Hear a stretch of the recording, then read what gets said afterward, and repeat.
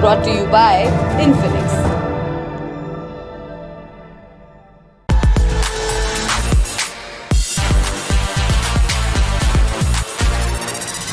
America के पूर्व विदेश मंत्री हेनरी किसिंजर 27 मई 2023 को 100 बरस के हो जाएंगे।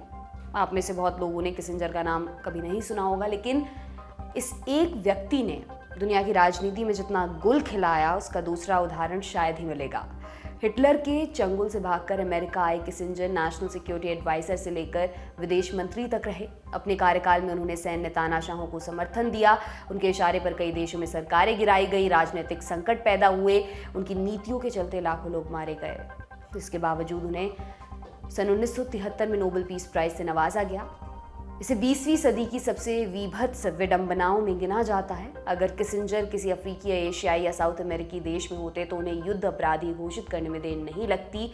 ये भी संभव था कि इस वक्त वो जेल की सलाखों के पीछे होते, मगर अमेरिका के जादुई साबुन ने उन्हें पाक साफ साबित कर दिया। आज के समय में किसिंजर तीसरा विश्व युद्ध रोकने का तरीका बताते फिरते हैं। ये कुछ वैसा है जैसे कोई हत्यारा मानवता पर लेक्चर दे रहा हो। तो आज के शो में हम जानेंगे हेनरी किसिंजर की पूरी कहानी क्या है, उनके ऊपर कभी वॉर क्राइम का मुकदमा क्यों नहीं चला और कैसे किसिंजर ने अकेले पूरी दुनिया का चरित्र बदल कर रख दिया। नमस्कार, मेरा नाम दिव्यांशी सुमराव है। आप देखना शुरू कर चुके हैं ललन टॉप का अंतर्राष्ट्रीय प्रसंगों से जुड़ा रोजाना का कार्यक्रम दुनियादारी, जहां आज कहानी हेनरी किसिंजर की। किसिंजर मई 1923 में जर्मनी में पैदा हुए थे। जब जर्मनी पहले वर्ल्ड वॉर में हुए नुकसान से उबरने की कोशिश कर रहा था, उसी दौर में एडोल्फ हिटलर का भी उदय हो रहा था। वो जर्मनी पर लगाए गए जुर्माने और प्रतिबंधों से नाराज था। उसने मुल्क की दुर्दशा के लिए कम्युनिस्टों और यहूदियों को दोष देना शुरू किया। जल्दी उसे बहुसंख्यक जर्मन जनता का सपोर्ट मिलने लगा। इसकी बदौलत हिटलर सत्ता में आया। फिर उसने कथित अशुद्ध नस्ल के लोगों के खिलाफ हिंसक अभियान शुरू किया। उसके निशाने पर रोमान, अश्वेत और यहूदी थे। हिटलर को सबसे ज़्यादा नफरत यहूदियों से थी। उन्हें आम जनजीवन से अलग थलग कर दिया गया। उनके खिलाफ जर्मन जनता के मन में जहर भरा गया, जिसके चलते वे यहूदियों को दुश्मन की तरह देखने लगे। इसका चरम एक अकल्पनीय नरसंहार पर जाकर खत्म हुआ। किसिंजर का परिवार भी यहूदी था। उन्हें क़यामत के दिनों का अंदेशा हो चुका था, इसलिए वे 1938 में ही जर्मनी छोड़कर अमेरिका आ गए। 1943 में किसिंजर को नागरिकता भी मिल गई। उस वक्त तक अमेरिका दूसरे विश्व युद्ध में शामिल हो चुका था। किसिंजर ने लड़ाई में हिस्सा लिया। 1945 में दूसरा विश्व युद्ध समाप्त हो गया, जर्मनी हार गया। फिर जर्मनी के एक हिस्से पर कुछ समय तक अमेरिका ने सरकार चलाई। किसिंजर ने भी इस सरकार को सेवाएं दी। हालांकि उन्होंने जल्द ही मिलिट्री छोड़ दी।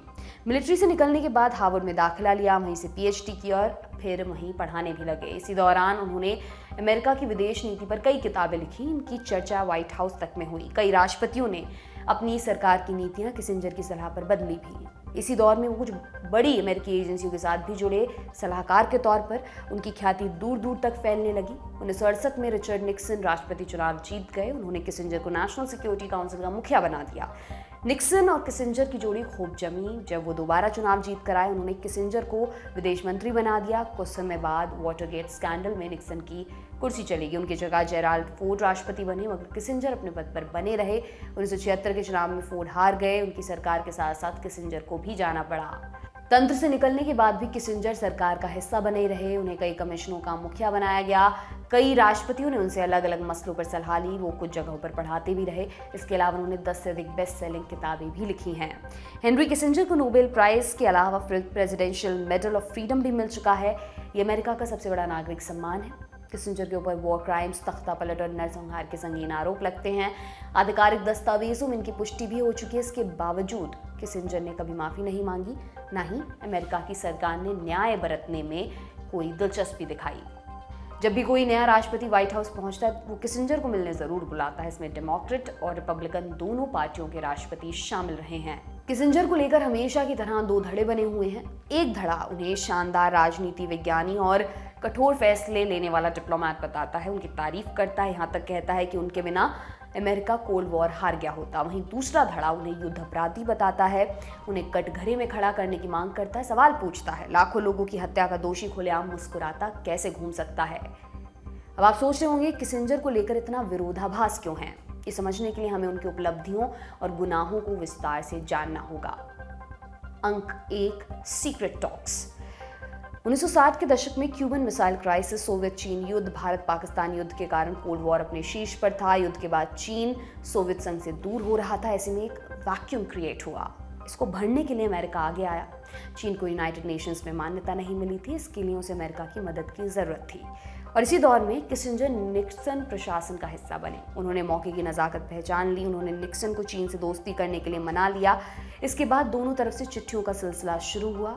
इस बातचीत को सीक्रेट रखा गया क्योंकि दोनों ही देश एक दूसरे पर भरोसा नहीं करते थे। उन्हें पता नहीं था कि बातचीत किस दिशा में जाएगी। फिर अप्रैल 1971 में चीनी प्रीमियर चाउ एन लाई के न्योते पर अमेरिका की टेबल टेनिस टीम ने चीन का दौरा किया। ये दौरा काफ़ी सफल रहा। इसके बाद अमेरिका ने अपना डेलीगेशन भेजने का फैसला किया। इसके लिए किसिंजर को चुना गया। जुलाई 1971 में किसिंजर एशिया के दौरे पर आए। इसी दौरान वो पाकिस्तान भी गए। वहाँ उन्होंने बीमारी का बहाना बनाया। मीडिया को बताया गया किसिंजर कुछ दिन आराम करेंगे, लेकिन अगले ही दिन वो पाकिस्तान के प्लेन में बैठकर बीजिंग पहुंच चुके थे। इस ट्रिप को अंतिम समय तक छिपा कर रखा गया। दौरा खत्म होने के बाद जॉइंट स्टेटमेंट जारी किया गया। कहा गया रिचर्ड निक्सन को चीन आने का निमंत्रण दिया गया है और निक्सन ने इस न्यौते को स्वीकार कर लिया है। यहाँ से अमेरिका चीन संबंधों में सुधार की शुरुआत हुई। अक्टूबर 1971 में जब चीन को यूएन में शामिल करने का प्रस्ताव लाया गया, तब अमेरिका ने कोई आपत्ति नहीं दर्ज कराई और ना ही उसने अपने सहयोगी देशों पर ऐसा करने का दबाव डाला। उससे पहले तक उसने यूएन में चीन की एंट्री का विरोध किया था। फरवरी 1972 में निक्सन और किसिंजर चीन गए। वहाँ उनका जबरदस्त स्वागत हुआ। ये दौरा भी सफल साबित हुआ। उनके बीच वन चाइना पॉलिसी और ताइवान जैसे मसलों पर बातचीत हुई। 1979 में अमेरिका ने माओ के चीन को आधिकारिक तौर पर मान्यता दे दी। इस पूरी कवायद का श्रेय किसिंजर को जाता है।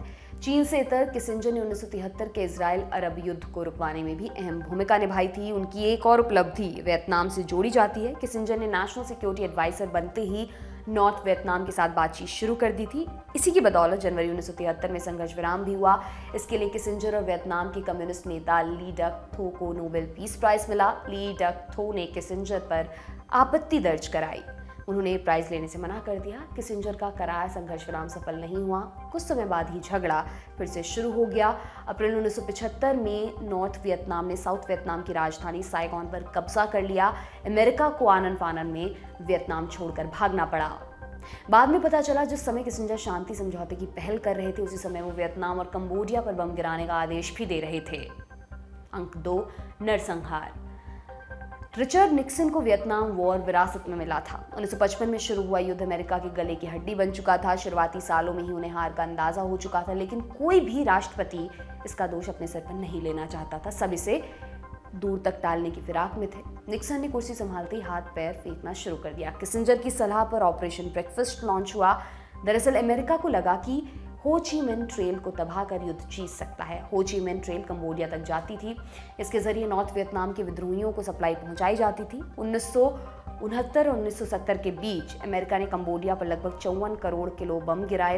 इसमें लगभग 5 लाख आम नागरिक मारे गए। ये किसी नरसंहार से कम नहीं था। बाद में लीक हुए पेंटागन पेपर्स में सामने आया कि हेनरी किसिंजर और उनकी टीम ने उस दौरान हुई हर एक बमबारी को प्रूव किया था। उन्होंने इसे मीडिया से छिपाकर रखने की साजिश भी रची थी। दूसरी घटना भारत के पड़ोस में घटी थी। 1970 और 1971 में वेस्ट पाकिस्तान के मिलिट्री जनरल याया खान ने चुनाव जीतने वाले मुजीबुर रहमान को सरकार नहीं बनाने दी। जब शेख मुजीब की पार्टी अवामी लीग ने इसका विरोध किया, इसके खिलाफ याया ने सेना उतार दी। मार्च 1971 में ईस्ट पाकिस्तान में ऑपरेशन सर्च लाइट शुरू हुआ। इसमें 3 लाख से अधिक बंगालियों की हत्या हुई। उस वक्त Archer and blood east Pakistan में अमेरिका के काउंसिल जनरल हुआ करते थे। उन्होंने डिप्लोमेटिक केबल भेजकर बताया कि याया की सेना नरसंहार कर रही है, इसे रोकने की जरूरत है। मगर निक्सन और किसिंजर ने इस अपील को दरकिनार कर दिया। और तो और जब भारत पाकिस्तान का युद्ध हुआ, तब अमेरिका ने अपना नौसैनिक बेड़ा भी भेजा था। अंक 3, तख्ता पलट। सितंबर 1970 चिली में राष्ट्रपति चुनाव हुए। इसमें सल्वादोर अलांदे ने जीत दर्ज की। अलांदे कम्युनिस्ट थे। उनका झुकाव सोवियत संघ की तरफ था। कोल्ड वॉर के दौर में पहचान अमेरिका को परेशान करने के लिए काफ़ी थी। CIA ने अलांदे को हटाने के लिए सीक्रेट ऑपरेशन शुरू किया। पैसे देकर हड़ताल कराई गई। प्रेस में अलांदे के खिलाफ खबरें छपवाई गई। बैकडोर से सेना के विद्रोही धड़े को सपोर्ट किया गया। आखिरकार 11 सितंबर 1971 को एक मिलिट्री जनरल अगस्तो पिनोशे ने तख्ता पलट कर सत्ता पर कब्जा कर लिया। अलांदे ने गोली मारकर अपनी जान ले ली। तख्ता पलट के बाद मिलिट्री हुंटा बनाई गई। हुंटा का मतलब होता है कमेटी, एक ऐसी कमेटी जिसे सेना के अफसर मिलकर चलाएं। अगस्तो पिनोशे को मिलिट्री हुंटा का मुखिया चुना गया। चिली में सभी पॉलिटिकल पार्टियों पर प्रतिबंध लगा दिया गया। प्रेस पर सेंसरशिप सेंसरशिप लगा दी गई, किसी भी तरह के विरोध की गुंजाइश को खत्म कर दिया गया। जब अगले दिन अलांदे के समर्थकों ने पिनोशे के खिलाफ मार्च निकाला, उनको बुरी तरह कुचल दिया गया। सबसे पहला नरसंहार नेशनल स्टेडियम में हुआ। अगले कुछ हफ्तों तक विरोधियों को चुन चुनकर मारा गया। पिनोशे कम्युनिस्टों को कैंसर कहता था। उसने शासन की लगाम थामते ही विचारधारा के नाम पर बेहिसाब खून बहाया। इन सबके बीच कथित शांति प्रवर्तक अमेरिका क्या कर रहा था? वो खून की नदी में हाथ धो रहा था। एक उदाहरण से समझिए। 1 अक्टूबर 1973 को किसिंजर की टेबल पर एक फाइल आई। इंटर अमेरिकन अफेयर्स सेक्रेटरी ने अपनी रिपोर्ट में पिनोशे के काले कारनामों की जानकारी दी। साथ में एक सलाह भी थी। कैसी सलाह? यही कि अमेरिका चिली में पिनोशे के अत्याचार को समर्थन देना बंद कर दे। किसिंजर ने रिपोर्ट पढ़ी और कहा, लेकिन मुझे लगता है हमें अपनी नीति को समझने की जरूरत है। वे कितने भी गलत काम क्यों ना करें, चिली का मिलिट्री शासन हमारे लिए अलांदे से कहीं बेहतर है। किसिंजर ने बाद में पिनोशे से मुलाकात भी की और उसको शाबाशी भी दी। पिनोशे ने 1988 तक हंटर के नाम पर शासन चलाया। इस दौरान हजारों राजनीतिक कार्यकर्ताओं और लोकतंत्र के समर्थकों की हत्या हुई या उन्हें जेल में टॉर्चर किया गया। और भी कई उदाहरण मिलते हैं। मसलन किसिंजर ने अर्जेंटीना में 1976 में हुए सैन्य तख्तापलट को सपोर्ट दिया था। ना सिर्फ सपोर्ट, बल्कि उन्होंने अपने मंत्रालय को ताकीद की कि अर्जेंटीना की नई सरकार के खिलाफ एक शब्द ना बोला जाए। इसके अलावा किसिंजर पर साउथ अफ्रीका की नस्लभेदी सरकार, अंगोला और रोडेशिया जैसे देशों में सैन्य सरकारों के दमन को समर्थन देने के आरोप लगते हैं। अब सवाल ये उठता है कि इतने सारे अपराधों के बावजूद किसिंजर को कभी सजा क्यों नहीं हुई? इसकी सबसे बड़ी वजह उनकी पहचान से जुड़ी है। किसिंजर अमेरिकी नागरिक हैं। उन्होंने अमेरिका की सरकार में रहते हुए पॉलिसीज तय की। जानकारों का कहना है कि अगर किसिंजर को कटघरे में खड़ा किया गया होता तो सीधे सीधे अमेरिका पर सवाल खड़े होते, उनकी पॉलिसीज को लेकर सवाल पूछे जाते और ये उनकी प्रासंगिकता को मुश्किल में डाल देता। आप किसिंजर के बारे में क्या सोचते हैं? अपनी राय कमेंट बॉक्स में देना ना भूलें। ये था हमारा बड़ी खबर सेगमेंट। अब सुर्खियों की बारी। पहली सुर्खी अमेरिका से है। जनवरी 2021 में हुए कैपिटल हिल दंगे के दोषियों को सजा सुनाने की शुरुआत हो चुकी है। इस दंगे में सबसे आगे ओथ कीपर्स नामक कट्टर दक्षिणपंथी संगठन था। 25 मई को उसके संस्थापक स्टीवर्ट रोड्स को 18 साल की सजा हुई है। उसके ऊपर दंगे की साजिश रचने का आरोप था। इसके अलावा ओथ कीपर्स की फ्लोरिडा यूनिट के नेता कैली मैक्स को 12 साल की जेल हुई है। अब एक बार पूरी घटना को रिकैप कर लेते हैं। नवंबर 2020 में अमेरिका में राष्ट्रपति चुनाव हुए। डोनाल्ड ट्रंप हार गए। उन्होंने नतीजा मानने से कर दिया इनकार। 6 जनवरी 2021 को उनके समर्थकों ने अमेरिका की संसद पर हमला कर दिया। संसद की इमारत में वो घुस गए, तोड़फोड़ की, कई लोग इसमें मारे गए। दंगे के बाद सैकड़ों लोगों को गिरफ्तार किया। उनके ऊपर अभी भी मुकदमा चल रहा है। कईयों को अभी तक सजा भी हुई। कुछ हाई प्रोफाइल केसेस आपको बता देते हैं। पहला, थॉमस वेबस्टर, सजा 10 साल। थॉमस ने एक पुलिस वाले को मेटल रॉड से मारा था। वो पुलिस वाला भीड़ को संसद में जाने से रोक रहा था। सबसे चौंकाने वाली बात यह थी कि थॉमस खुद एक रिटायर्ड पुलिस अफसर था। अल्बकुर्की कॉस्पर हेड, सजा 7.5 साल। हेड को अक्टूबर 2022 में 7.5 साल की सजा सुनाई गई। उसने सुनवाई के दौरान कबूला कि उसने एक पुलिस वाले को गला दबाकर पीटा था। थॉमस रॉबर्टसन, सजा 7 साल 3 महीने। थॉमस को अदालत ने 6 आरोपों में दोषी पाया था। उसने दंगों के दौरान पुलिस वालों को शांति कायम नहीं करने दी थी। ये केस अभी यहीं पर खत्म नहीं होने वाले हैं। इनकी आंच पूर्व राष्ट्रपति डोनाल्ड ट्रंप तक पहुंच रही है। कहा जा रहा है कि जनवरी 2021 के दंगों का असर अगले राष्ट्रपति चुनाव पर भी दिखाई देगा। अब चलते हैं दूसरी सुर्खी की तरफ। पाकिस्तान से आई हैं कुछ बड़ी अपडेट्स। एक एक कर उन्हें सबको जान लेते हैं। पाकिस्तान सरकार ने इमरान खान और उनकी पत्नी बुशरा बीबी का नाम नो फ्लाई लिस्ट में डाल दिया है। अब वो पाकिस्तान छोड़कर नहीं जा सकते हैं। इस पर इमरान का भी जवाब आया। उन्होंने ट्वीट किया, मैं पाकिस्तान सरकार का शुक्रिया अदा करना चाहता हूँ, उन्होंने मुझे नो फ्लाई लिस्ट में डाला है। मेरा वैसे भी विदेश जाने का कोई इरादा नहीं है, क्योंकि विदेश में ना तो मेरी कोई संपत्ति है, ना ही कोई बिजनेस है देश के बाहर, मेरा कोई बैंक अकाउंट तक नहीं है। अगर मुझे छुट्टी लेने का मौका मिला तो मैं उत्तर की तरफ पहाड़ियों में जाऊँगा, वो मेरी सबसे पसंदीदा जगह है। इमरान की गिरफ्तारी के बाद हुई हिंसा पर सरकार से ज़्यादा पाक आर्मी मुखन नजर आ रही है। अब आर्मी चीफ असीम मुनीर का बयान आया है। इस्लामाबाद में कार्यक्रम में मुनीर ने हिंसा पर नाराजगी जताई। कहा, उन लोगों को ना तो भूला जाएगा ना ही माफ़ किया जाएगा जो शहीदों का अपमान करेंगे और उनके स्मारकों पर हमला करेंगे। मुनीर ने इस दौरान इमरान खान का नाम तो नहीं लिया, मगर इसे एक चेतावनी की तरह देखा जा रहा है। इमरान की पार्टी पाकिस्तान तहरीक इंसाफ में मची भगदड़ 26 मई को भी जारी रही। अब पीटीआई की एक बड़ी नेता फिरदौस आशिक अवान ने पार्टी छोड़ दी। कहा कि इमरान खान जहर फैला रहे हैं। इमरान खान और पाकिस्तान एक साथ नहीं चल सकते। उन्होंने 9 मई की हिंसा की निंदा भी की। उनका इस्तीफा भी उसी पैटर्न का हिस्सा बना जिस पर इमरान के कई वफादारों ने पीटीआई छोड़ी है। हमने 25 मई की दुनियादारी में इस पैटर्न का पूरा तिया पांचा आपको बताया था। एपिसोड का लिंक आपको डिस्क्रिप्शन में मिल जाएगा। आज की तीसरी और अंतिम सुर्खी बेलारूस से। रूस ने बेलारूस में परमाणु हथियारों की तैनाती शुरू कर दी है। बेलारूस के राष्ट्रपति अलेक्जेंडर लुकाशेंको ने कहा कि इसको लेकर कुछ दिनों पहले ही समझौता हुआ है। इन हथियारों को ऑपरेट करने और रखरखाव की जिम्मेदारी रशियन आर्मी के पास होगी। हालिया समझौते के तहत रूस बेलारूस की जमीन का इस्तेमाल लॉन्च पैड के रूप में करेगा। रूस ने कहा, पश्चिमी देशों के साथ तनाव बढ़ रहा है, इसलिए हमने ये फैसला लिया है।